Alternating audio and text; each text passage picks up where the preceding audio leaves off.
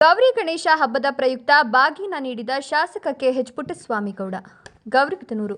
ಪ್ರತಿ ವರ್ಷದಂತೆ ಈ ವರ್ಷವೂ ಸಹ ಗೌರಿ ಗಣೇಶ ಹಬ್ಬಕ್ಕೆ ತಾಲೂಕು ಮತ್ತು ನಗರದ ಮಹಿಳೆಯರಿಗೆ ಅರಿಶಿನ ಕುಂಕುಮ ಸೀರೆ ಬಳೆ ನೀಡುವ ಮೂಲಕ ಶಾಸಕ ಕೆಎಸ್ ಪುಟ್ಟಸ್ವಾಮಿಗೌಡ ಶುಭ ಹಾರೈಸಿದರು. ಇದೇ ಸಂದರ್ಭದಲ್ಲಿ ಸುದ್ದಿಗಾರರೊಂದಿಗೆ ಮಾತನಾಡಿದ ಅವರು, ಕಳೆದ 3 ವರ್ಷಗಳಿಂದ ತಾಲೂಕಿನಲ್ಲಿ ಗೌರಿ ಗಣೇಶ ಹಬ್ಬಕ್ಕೆ ಸಹೋದರಿ ಸಮಾನರಾದ ಮಹಿಳೆಯರಿಗೆ ಅರಿಶಿನ ಕುಂಕುಮ ಬಳೆ ಸೀರೆಗಳನ್ನು ನೀಡುವ ಮೂಲಕ ಶುಭಾಶಯ ತಿಳಿಸುತ್ತಿದ್ದೇನೆ.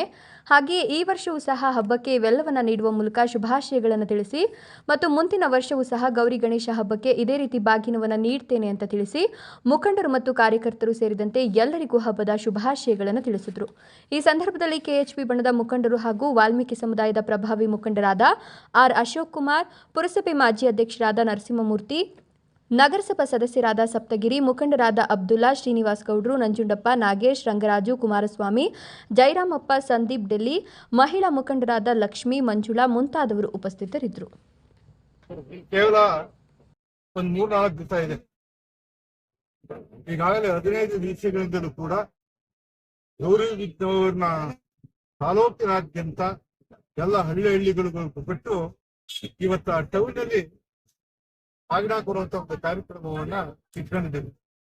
ಪ್ರತಿ ವರ್ಷ ಕೊಟ್ಟು ಬರ್ತಾ ಇದ್ದೀವಿ. ಕಳೆದ 3 ವರ್ಷಗಳಿಂದಲೂ ಕೂಡ ಪ್ರತಿ ವರ್ಷ ಗೌರಿ ಗಣೇಶ ಹಬ್ಬಕ್ಕೆ ಹೆಣ್ಣು ಮಕ್ಕಳನ್ನ ಖುದ್ದಾಗಿ ಮಾತಾಡಿ ಅವರಿಗೆ ಗೌರಿ ಗಣೇಶ ಹಬ್ಬದ ಬಾಗಿನವನ್ನ ಕೊಡ್ತಾ ಇದ್ದೀವಿ. ಮನೆ ಒಬ್ಬ ಸಹೋದರನ ರೀತಿ ಬಾಗಿನ ಕೊಡುವಂತ ಪದ್ಧತಿ ಇಟ್ಕೊಂಡಿದ್ದೀನಿ.